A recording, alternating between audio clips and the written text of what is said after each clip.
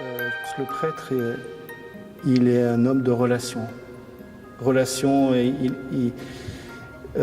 Moi, j'ai toujours été attentif à ce que vivaient les gens. Je trouve que c'est très important d'être attentif à ce qu'ils vivent, dans les bons moments comme dans les mauvais moments, bien sûr. Et puis, il y a une mise en relation aussi avec Dieu. Donc, c'est une relation, mettre en relation les uns avec les autres, créer des liens, et puis mettre en relation avec Dieu. Être témoin aussi de tout ce qui se vit dans la vie des gens, parce qu'il y a des choses formidables dans ce qui se vit. Et moi, ça me rend heureux, ce que vivent les gens, ce dont ils sont capables. J'aurais pas un peuple, je serais tout seul.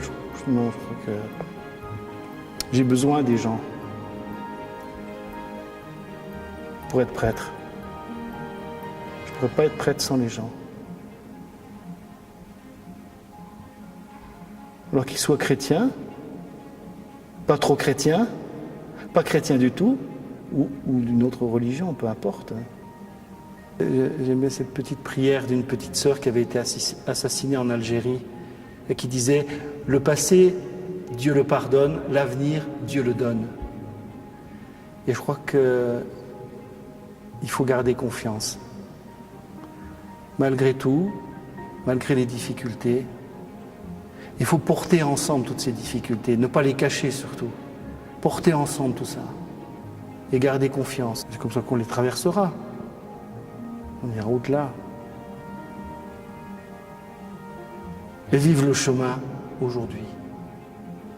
Pas se dire c'était mieux avant ou ce sera mieux demain. On ne sait pas ce que sera demain. Mais voilà, vivre aujourd'hui, prendre en compte cette vie et l'apprécier aussi. Et essayer de voir un peu la lumière de Dieu qui transparaît dans cette vie. On ne fera pas tout. Dieu en fera une partie, puis les autres aussi. Il me semble que le renouveau de nos communautés chrétiennes passe par l'attention aux plus fragiles. Je vois ça de plus en plus, c'est en faisant vraiment attention aux personnes un peu en marge de la société. Bon, ça vient peut-être du fait que je suis aumônier de prison ou que j'accompagne Foi et Lumière, mais même ici à la paroisse, c'est ces personnes qu'on dit en marge, mais à la rencontre desquelles on va, qui finalement vous révèlent qui est le Seigneur, qui vous révèlent qui est Jésus-Christ. Or, il me semble que l'attention justement aux personnes les plus faibles et les plus démunies, dans tous les sens du terme, a tendance à faiblir, quoi. Et ça me touche, hein, parce que pour moi, le renouveau de l'Église se situe là. Hein. Mais je me rends compte que les plus belles expériences que j'ai eues cette année viennent de l'évangélisation qu'on avait faite à la rencontre des plus faibles. Et en fait, ça a porté beaucoup de fruits. Hein. Et pour moi, c'est une vraie joie de pasteur, hein, de voir ces personnes avancer, maturer, poser des questions très drôles, et se dire oui, le sacrement des malades, ça marche. Père, c'était super. Depuis que je connais Christ, je ne suis plus toute seule. Maman me dit oui, depuis que je connais le Seigneur, je ne suis plus toute seule. Donc ça nous rappelle à nous que le Seigneur est présent. Parce que nous, on a tellement l'habitude qu'on ne le voit plus, qu'on ne l'entend plus, qu'on s'en aperçoit plus. Et donc des personnes qui redécouvrent, ou qui découvrent le Seigneur, tout d'un coup, elles soulignent, comme au stabilo, quelque chose qu'on sait, mais qu'on a oublié, quoi. Je trouve ça formidable. Si j'avais à dire quelque chose aux personnes en ce qui concerne l'avenir, c'est oser l'initiative, croyez que l'Esprit de Dieu habite véritablement votre cœur, et si vous sentez que quelque chose vous tient à cœur et vous semble important pour le bien de l'Église, mettez-vous à plusieurs et réalisez-le. Oui, il faut ne pas avoir peur. Alors, la grande joie d'être prêtre aujourd'hui, c'est de pouvoir célébrer l'Eucharistie telle qu'elle est aujourd'hui, parce que l'Eucharistie me dynamise. Et si je n'avais pas l'Eucharistie, je te montrerai en descendant, j'ai même un petit oratoire avec le Saint-Sacrement ici, si je n'avais pas l'Eucharistie, il me manquerait quelque chose dans ma vie sacerdotale. Je ne peux pas vivre sans Eucharistie. C'est quasiment impossible. Et la plus grande joie que j'ai, c'est celle d'être prêtre, que j'ai voulu toujours être depuis ma naissance. Et le Seigneur m'y a aidé, et m'a réconforté, et m'a mis la croix devant moi. J'ai porté ma croix, et je suis arrivé prêtre, et je suis heureux d'être prêtre. Et si c'était à refaire, je le referais dans les mêmes conditions. Et moi, j'aurais envie de leur dire, écoutez,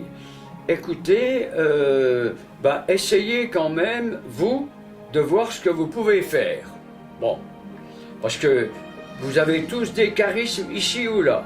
Il ne s'agit pas seulement de prier, parce que la prière c'est indispensable, mais il faut aussi mettre les mains à la pâte. Et il faut aussi aider les prêtres dans leur ministère. Or, s'il n'y a pas ça, si vous ne les aidez pas, si vous ne les soutenez pas, comment voulez-vous que naissent des vocations sacerdotales, religieuses et missionnaires? Ça vient de là aussi. Ça, le germe, il est là. C'est venu comme ça chez moi, hein, ça. Mais on avait des prêtres à ce moment-là, mais moi, j'étais dans une situation difficile parce que mes parents n'avaient pas d'argent, tu comprends? Oui. Donc, mais aujourd'hui, c'est différent. Donc, il y a peut-être un peu d'argent pour aider le prêtre qui n'en a pas suffisamment. Ça, c'est l'histoire de l'évêché qui s'organise en conséquence. Mais moi, je dirais à ces gens-là, commencez par faire quelque chose, vous, dans la paroisse. Mettez avec vous d'autres personnes que vous connaissez, faites un ensemble, prenez en charge cette paroisse, et de temps en temps, le prêtre ira vous rejoindre. Moi, c'est ce que je dirais maintenant. Et c'est ce que je dis maintenant, parce qu'on a un problème avec Arche. Donc, voilà.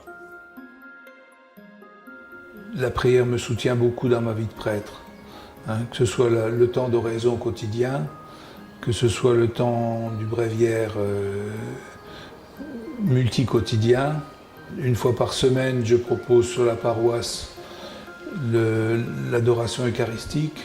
Et puis l'Eucharistie aussi, que j'essaye de vivre quotidiennement. Donc voilà, je bénéficie beaucoup de ces temps de prière.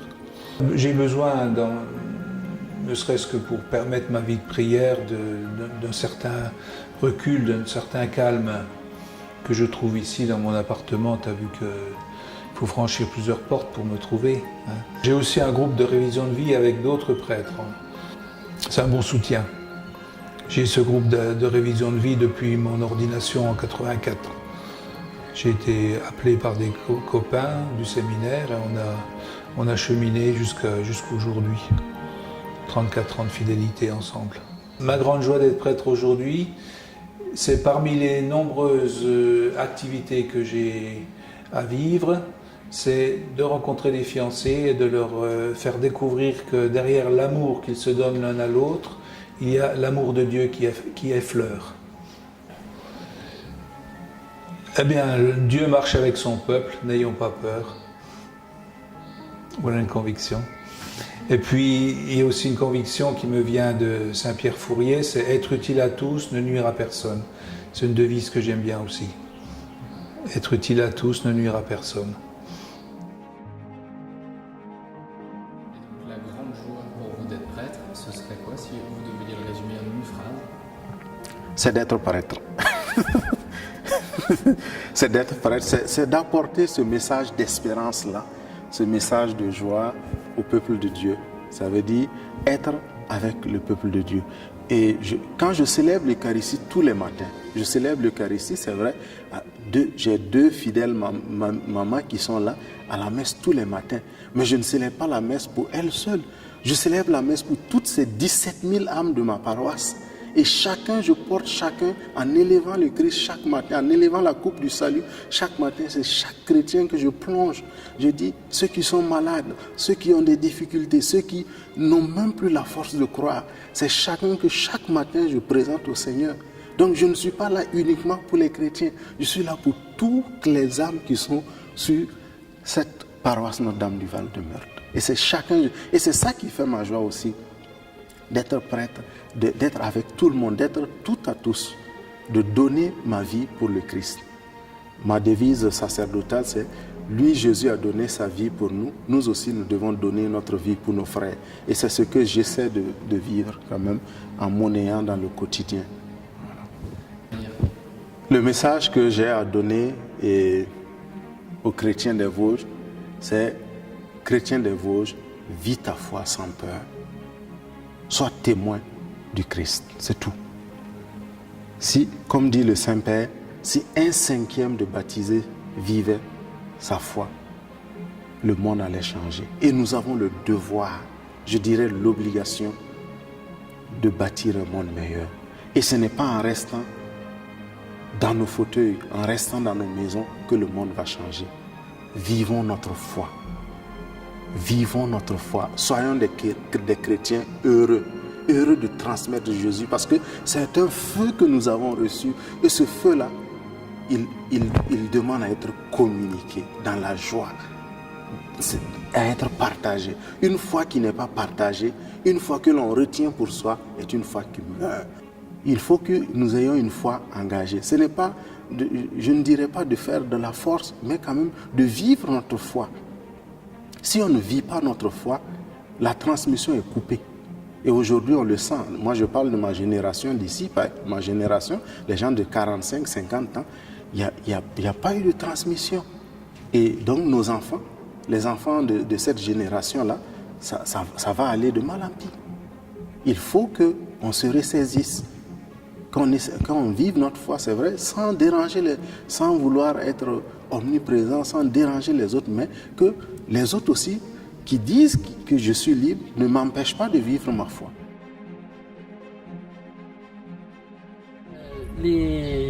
Tout ce qui est quand même les nouvelles pousses, moi j'appelle ça les nouvelles pousses, hein, on a quand même des jeunes adultes, par exemple un jeune adulte qui demande la confirmation. Ça c'est bon, on s'y attend pas, hein. Il y a des jeunes qui arrivent, qui font une demande. Donc ça c'est vraiment une joie. La joie c'est que aussi le travail en équipe, je travaille en collaboration, en équipe paroissiale. Donc ça c'est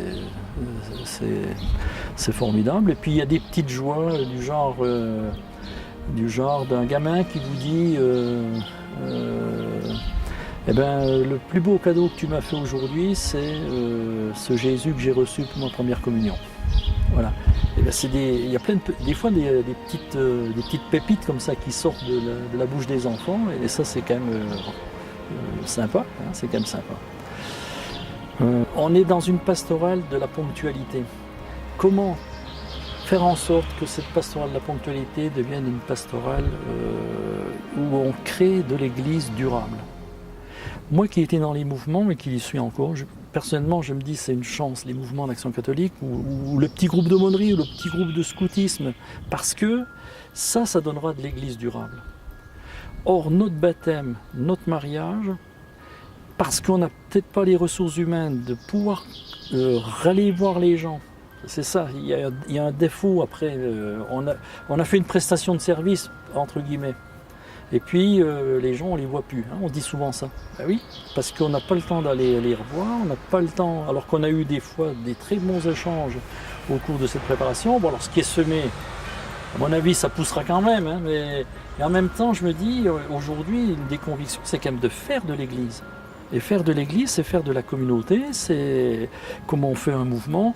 On a démarré une équipe de MCR cette année sur cette paroisse ici, Mouvement chrétien des retraités, grâce aux anciennes catéchistes. Bon, c'est parti un peu naturellement, mais je trouve que c'est important ça. Il faut qu'autour d'une paroisse, il y ait des tas de petites cellules pour qu'il y ait une vie en église qui soit un peu avec une colonne vertébrale. S'il n'y a pas ça, on aura une paroisse qui partira en javel.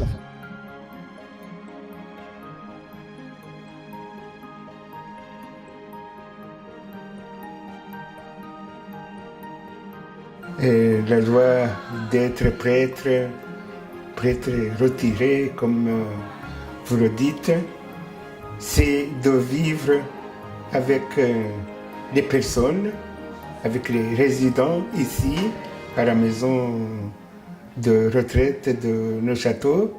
Et je me sens vraiment bien encadré et on s'entend bien.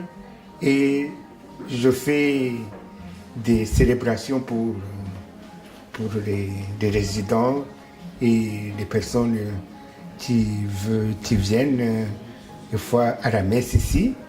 Et parfois, quand je vais aider, donner un coup de main à la paroisse, à Neuchâteau ou à Domremy, je rencontre des gens et on échange. Ça, c'est le message qui passe.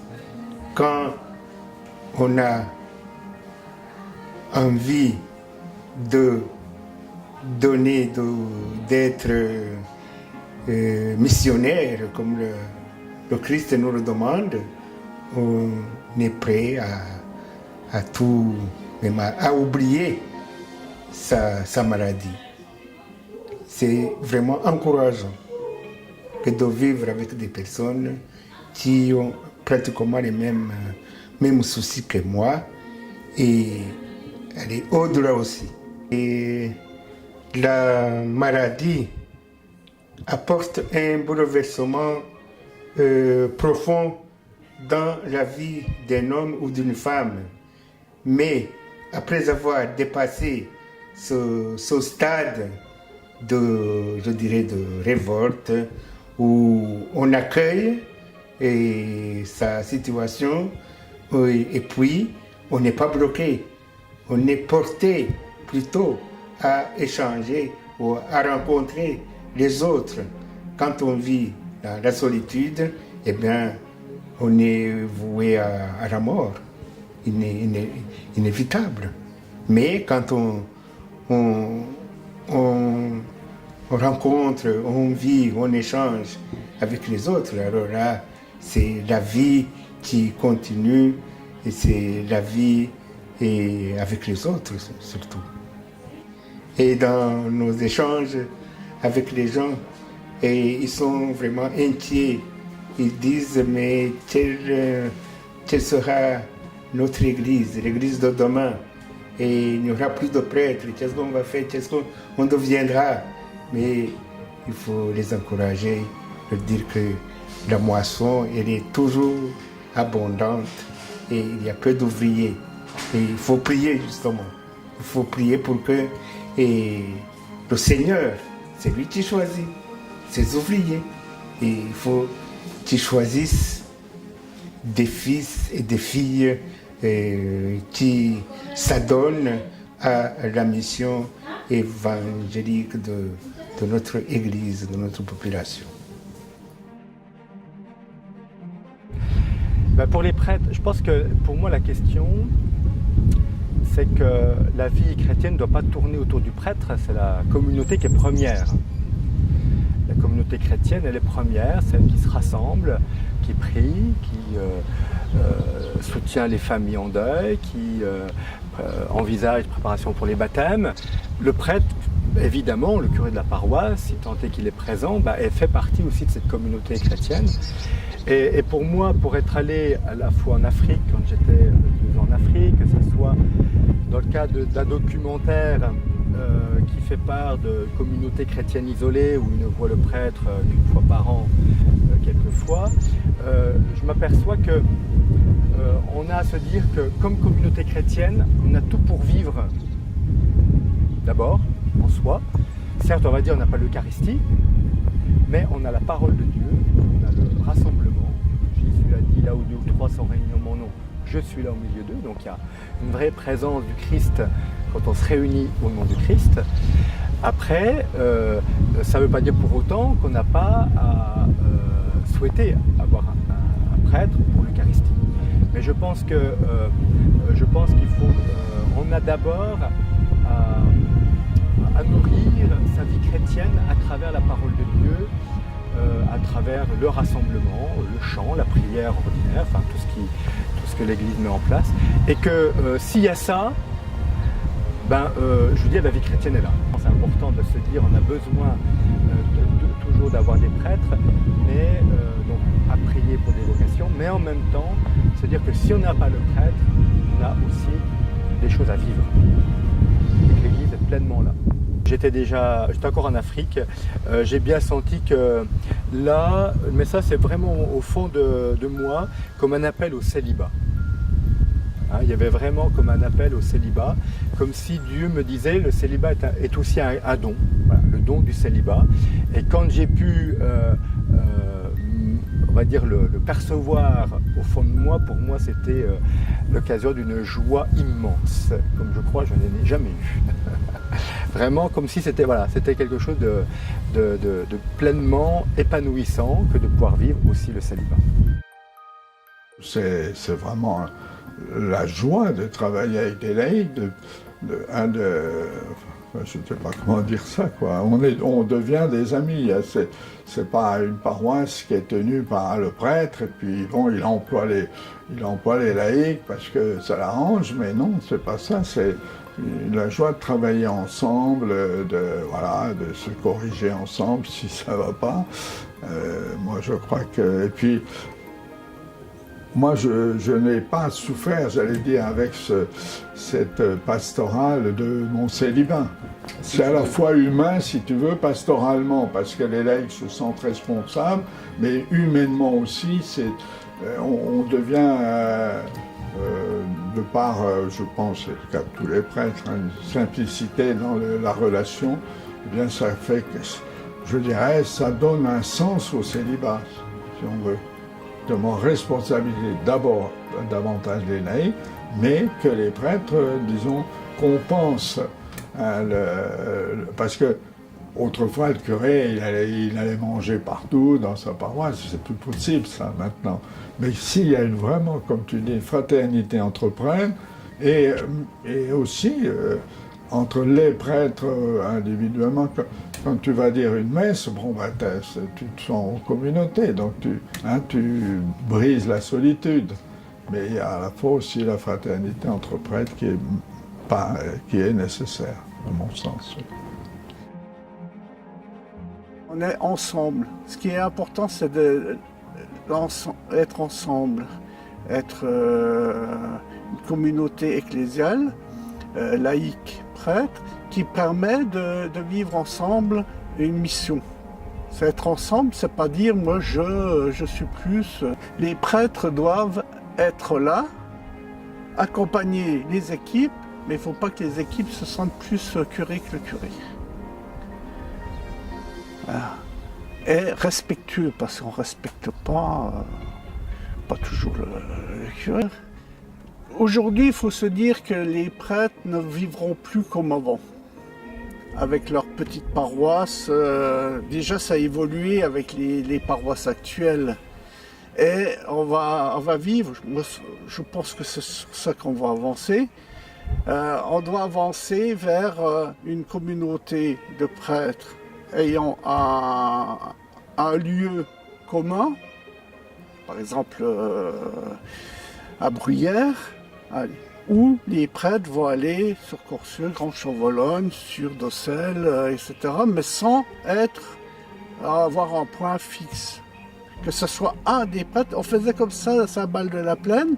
Moi j'étais à Bulgnéville, mais je ne suis pas beaucoup célébré à Bulgnéville. J'allais aussi bien voir Valfrancourt qui était à 35 km, qu'à Jainvillotte qui était à 15 km, etc.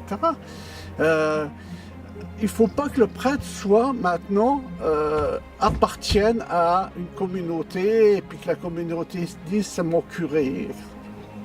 Depuis 15 ans, il n'y a pas eu d'ordination. Il faut que les gens comprennent, par contre, il y a eu des décès. Il faut qu'ils comprennent, que le prêtre, il doit être un peu détaché et voir une ou l'autre communauté. Il faut se détacher. Il faut se détacher. Il y a eu un avant et un après, et puis c'est tout. C'est comme ça, c'est la vie. Que tous les jours, depuis le matin jusqu'au soir, m'amène la joie. Hein, j'allais dire, c'est la joie parfaite. Tout en étant infirme, en perdant le nord et tout le bazar. Mais j'ai dit, ça fait partie du programme. Hein. Je suis en train de m'acheminer vers l'éternité bienheureuse, qui passera, il y aura... C'est pour ça la Pâque, c'est passionnant, hein, se rendre compte. Là, nous sommes déjà dans le mouvement de la Pâque. Hein. Moi, je suis en train de préparer ma Pâque. Et mon seul souci, c'est demander, tiens, ça c'est les machins de kiné, les radios et tout, parce que je veux pouvoir rester debout encore un moment pour essayer, mais je trouve personne. Mon souci, c'est toute la richesse que tu constates. Mon seul souci, c'est de la passer. Tu vois ce que je veux dire? Mais j'ai pas d'enfant. Sinon vous autres. Tu vois, voilà. Alors ça, c'est ça, oui, c'est ma joie, c'est de pouvoir être encore utile le plus pour pouvoir passer. C'est ça. C'est j'allais dire tout donner. Le message, je dis bon sang, Christ est vivant. Hein? Ce qu'il faut. Tu sais, on disait, c'était pas. Le prêtre est un autre Christ. Mais non, on n'est pas un autre Christ. On est Christ. Tu vois? Et ce que j'ai à faire, c'est vraiment porter le Christ en moi. Hein? Le Christ qui m'a appelé, le Christ qui m'a ordonné, hein? L'Église qui m'a ordonné. Ben, j'ai à le transmettre, c'est tout, c'est clair. Pour moi, ça ne pose pas de question.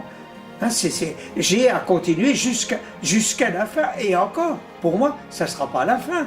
Puisque une fois que j'aurai passé, hein, la Pâque, une fois que j'aurai passé, que je serai dans le royaume avec ça sera le même mouvement. Hein, mon être qui est rien du tout. Il m'a donné d'être. Hein, je suis parce qu'il m'a donné d'être. Mais c'est lui qui m'a donné d'être. Et je vais le retrouver. Hein, je vais me retrouver dans le royaume, si tu veux. Confiance.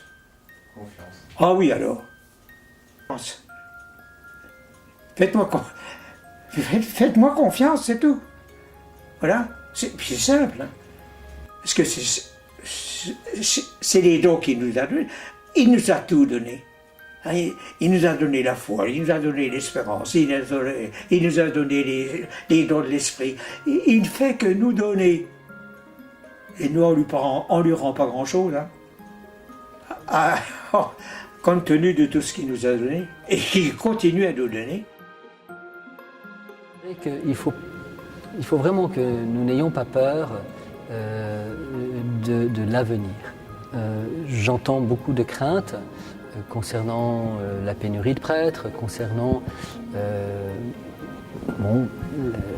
l'évolution actuelle de certaines paroisses. Je reprendrai finalement cette invitation qui nous est souvent faite de ne pas avoir peur. Et je dirais que ma conviction, c'est que le pasteur ne sera peut-être plus pasteur comme il l'était autrefois. Nous sommes habitués à cette figure du curé, hein, qui a derrière elle des siècles, et il nous faut vraiment, tout en étant respectueux, hein, je dirais de l'identité profonde du pasteur, nous avons à penser autrement le pastorat. Je pense que la figure du curé évolue, mais le pasteur, lui, restera pasteur, simplement il le sera autrement. Et on ne sait pas encore très bien comment. Et c'est ces ajustements qui sont douloureux, à la fois pour les prêtres et pour les chrétiens. C'est pas facile de penser une manière différente d'être pasteur. Voilà. Une église aura toujours besoin de pasteurs. Simplement, ils sont moins nombreux et ils n'accomplissent pas leur mission de la même manière. Et cela, ça peut amener certaines craintes, certaines interrogations. Nos vies de prêtres, si elles ne sont pas traversées par la charité du pasteur, eh bien, elles ne sont rien. Il y a le vitrail derrière, et ce vitrail laisse passer la lumière. Eh bien, voilà, je pense que une conviction profonde aussi, c'est que le pasteur doit avant tout se laisser traverser par cette charité du Christ. Et nous serons alors des pasteurs selon son cœur. Merci.